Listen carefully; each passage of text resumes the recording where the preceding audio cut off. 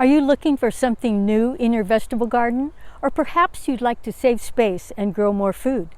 Hi, I'm Gail Pothour, a UC Master Gardener of Sacramento County, and today I'll introduce you to trellises, cages, and other supports to keep your vegetables off the ground and take advantage of vertical space. There are many reasons to grow vegetables vertically. First, if you have limited space, experiment with ways to grow up. Freeing up ground space can make the most of a small plot. Twining and vining crops, such as squash, cucumbers, or melons, use a great deal of space when allowed to grow on the ground. So don't grow horizontally what you can grow vertically. Growing vertically also keeps the foliage off the ground, reducing the likelihood of soil-borne diseases, powdery mildew, and other fungal diseases from starting or spreading. It also keeps the fruit off the ground with less chance of rotting. Fruit is also up and away from munching sow bugs and other insects in the soil. And when the pests do find your plants, having them at eye level makes the search easier before the problem gets out of control. Vertical supports also create better air circulation and allow more light to get to the plant, which can translate into healthier plants. And finally, harvesting vegetables is easier when grown vertically. The older I get, the harder it is to stoop and bend, but I can design trellises and supports so that plants can grow at a height that is easier for me to maintain.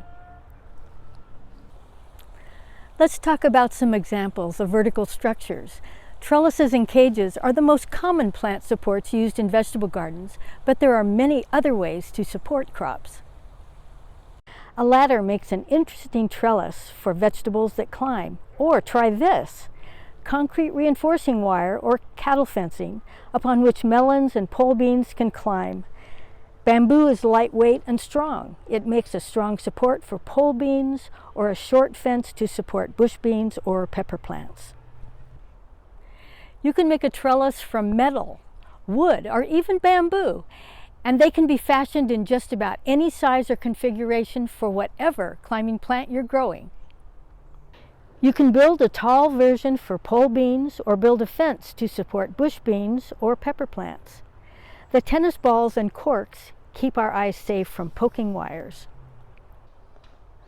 Get inventive! Before you send items to the landfill, see if there's any garden potential for a support for your vegetable plants. Bicycle wheels and wood pallets have found new homes in the garden. Let me share a couple of pointers we've learned in growing up. First, install the trellis or supports before you plant. Otherwise, you might damage tender seedling roots if the trellis goes in later. Second, once the plants start growing, check on them regularly so you can train them on their way up. Plants might need a little tucking in here and there, or need a little help getting to the next level of support.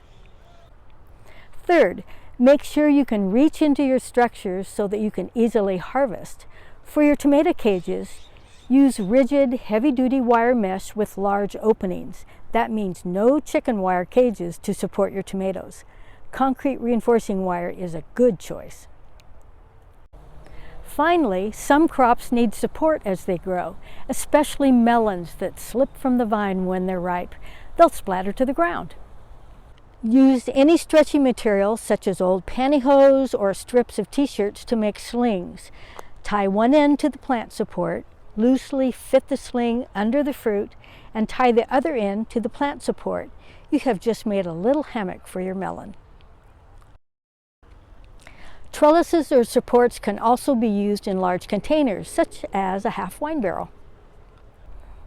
I hope this has raised your interest in growing vegetables vertically.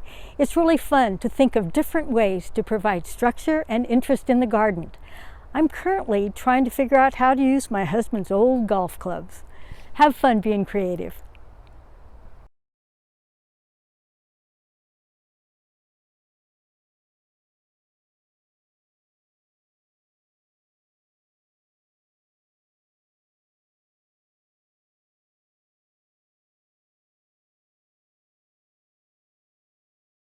Thanks for joining us, Sacramento County Master Gardeners YouTube channel.